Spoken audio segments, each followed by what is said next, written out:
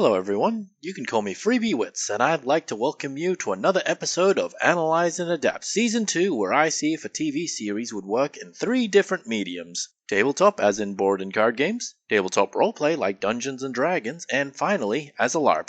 Don't forget to like, comment, and subscribe. These little things really do help the channel. Today we're taking a look at Brooklyn Nine-Nine, a show that analyzed the police procedural genre and adapted it for the sitcom. See what I did there? The show follows the adventures of the 99th Precinct as they solve murder mysteries, relationship-based mysteries, and how Sully is still alive despite the many health-based problems he has. Okay, the last one is a lie, they never actually figure out that one. Starring Jake Peralta as the main protagonist, and the rest of the team who I'm not trying to diminish, but rather am not naming because it'd take too long, and I assume if you're watching this video, you're already familiar with all the characters. Alright, screw it, I'm going to try and describe them all anyways. More specifically, I'm going to do a description speedrun. Ready? Set, go! Captain Raymond Holt is the best, Rosa is the best, Amy is the best, Terry is the best, Boyle is the best, Scully and Hitchcock are the best, Cheddar is the bestest of all time, and Gina's the worst. Seriously, I do not like her at all. She is a terrible person and character, and the fact that she left the show made me so happy.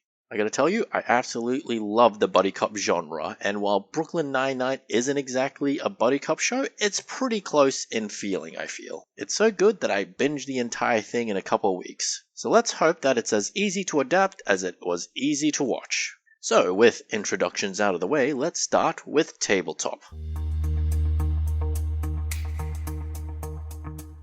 So there are a lot of police-based board games out there. Police as an IP isn't something you can really copyright, at least in terms of entertainment. Sure, there are rules on how you can represent police and their equipment and such, but nobody can really be sued for selling police-based entertainment. So the biggest challenge for me isn't making a Brooklyn Nine-Nine type game, but rather making a Brooklyn Nine-Nine game stand out from other kinds of police games. Because honestly, I could probably just take a cop game and slap Nine-Nine's face on it and call it a day. Tactics-based board game where you bust a drug cartel? Add in a mechanic where Terry can bust down a door with his sheer strength. Murder mystery? Have it turn competitive where the characters bet on something almost petty. What about a police management game? Have Hitchcock and Sully be useless unless food is involved. But here's the thing, as far as I'm aware, Brooklyn Nine-Nine is the only police show where they have a consistent Halloween heist episode. Every sitcom has a Halloween episode or a holiday appropriate episode, but none of them make such an event out of them. None of them have such continuity between them all. To that end, I suggest we have a Halloween heist become the focus of our supposed board game. The best part about these board games is the fact that teams are already such a consistent part of these heists, making it an already competitive game. It's so obvious in my head that I'm surprised they haven't made and sold the thing yet. So to begin with, we'd have an actual board which would depict the Nine-Nine's office complete with desks, elevators, etc. Depending on the scenario and what needs to be stolen, we could easily reuse this office board again and again. Now, I know that depending on the episode, the heist can take place outside the office, but let's not focus on that for now. For teams, we can do this in one of 3 ways. We can have the team members be totally loyal to said teams, or we can have each player treat this as a complete free-for-all. We can also have each player control multiple characters with cards or abilities to change loyalties as the game goes on. Honestly, I don't want people playing individuals constantly backstabbing each other, it'd be such a mess. Now, that can still be fun of course, but I'll get to that later. To me, the most important part of the game, and the most entertaining, is seeing how the different plans simply interact with each other and how they fall apart. To that end, I suggest a diplomacy style of game. No dice, no cards, and no random chance. Everything is done with the support of each player, who may or may not betray their allies on purpose or even by miscommunication. If you have no idea what I'm talking about, please look up Diplomacy, the board game. In my mind, each player suggests their own schemes and how it would work, bluffing their enemies into falling for them while convincing their allies to go along with it. To spice things up, we can give players secret objectives, not necessarily backstabbing each other, but more selfish things. For example, if Boyle is on Jake's team, his objective is to make him and Jake win and no one else. The end result might be a bit more freeform than Diplomacy itself, and likely require a game master to determine how certain events go, but I believe that this form of turn-based heisting could work. As always, I'm unsure of the specifics, but I like the idea regardless, so let's put a cork in it for now and move on to the next medium. Now, I don't know if I mentioned it before, but I've run a cop-based tabletop RPG before. It was set in the 41st millennium using the original Dark Heresy rules. For all intents and purposes, I had everyone play as Arbites, even if they weren't using the Arbite class rules themselves. I often broke each case up into 2 games, with the first game being completely investigation-based and the second game being combat and action-focused. For those of you who are interested, I also made a random encounters table which I'll share in the comments below. Also, pro Game Master tip. Try not to give the players a tank, even if it doesn't come with any guns. They will use it to great effect. I have lost track of how many times they've accidentally fixed a problem by rolling badly on the driving skill. I don't remember why I got the critical failure table for driving, but I'm glad I've never had to use it since. Anyways, a cop-based game comes with many disadvantages, ones that I've replicated in non-cop games and exploited again and again. First things first, it gives the players a base, a home to get attached to, an area to customize and call their own. A place that grounds them and gives them a place to return and rest. The second thing is the fact that they're more or less forced to work together.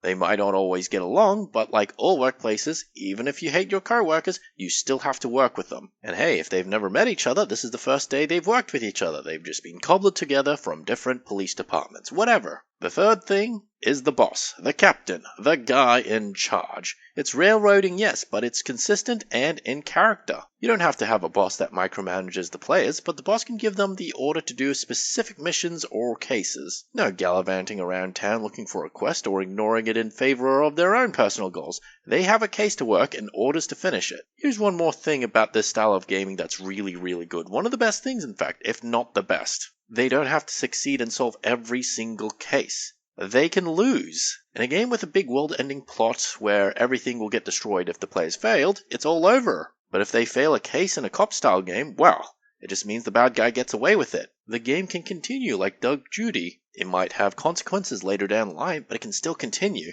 For anyone who is just starting out as a game master, I'd like to suggest running a game like this. It's structured, it's relatively low stakes, and players can still have their own identities despite the literal uniforms they might have to wear. It's like having training wheels as a game master, and in my humble opinion, this is one step up in terms of difficulty from running a pre-made module.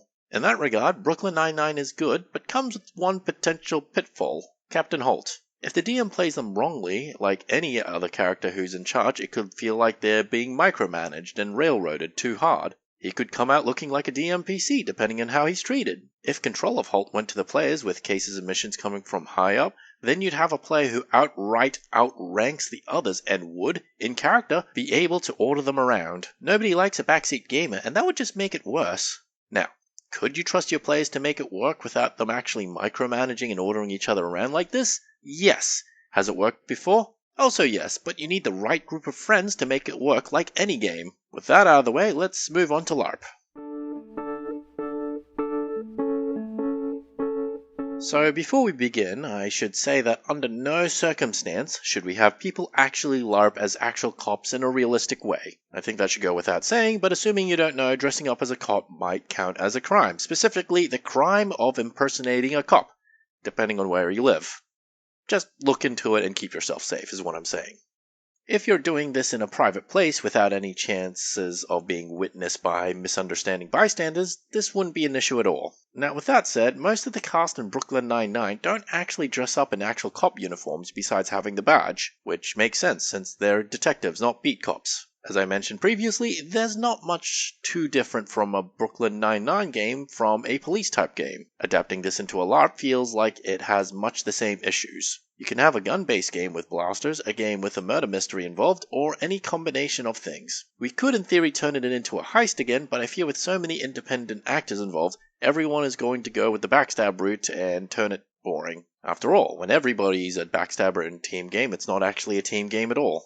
So what do we do in this circumstance then, if we really want to make a proper heist game work? Well, we could go the boring route, I guess, with the blasters. It's not actually all that bad though. We could all be role-playing as the various departments on a training exercise, role-playing as terrorists, or anything in between. Thus, we would be role-playing as role-players, which isn't too far removed from what the actors of the show do. I mean, the actor who plays Jake Peralta role-plays as Jake Peralta, who then role-plays as an under-character character.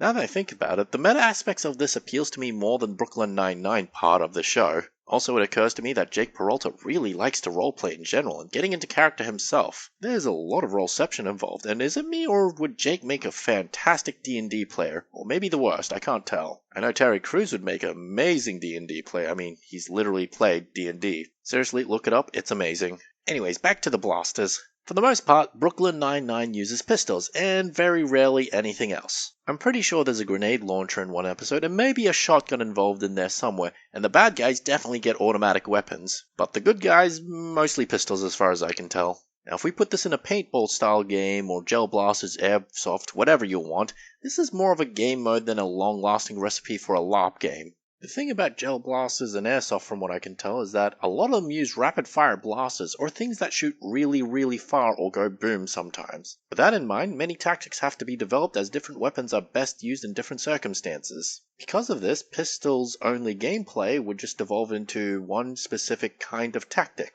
or at least one specific series of tactics. Now believe it or not, this can actually be an advantage. The less tactical choices a player has, the less variance they can introduce to a scenario that becomes a little bit more difficult to derail. It's a bit of a catch-20, I figure. It has its advantages, but why do that when you can just play in a different LARP that lets you use all other kinds of blasters? Who knows, maybe a Halloween heist type game would be better after all. So that's my analysis of Brooklyn Nine-Nine and how it can be adapted into 3 different mediums. How do you think it'd work? Have any of you tried adapting any elements of the show or any cop-related media yourself? And if so, how did it go? Consider leaving a comment, liking the video, and subscribing. Sharing it would also help the channel. My name is Freebie Wits, and you have the right to remain silent. You have the right to leave a comment. You have the right to like this video, and you have the right to subscribe it. Oh, and don't forget to check out the Dark Heresy Random R Bytes table I made in the comments below. Bye-bye!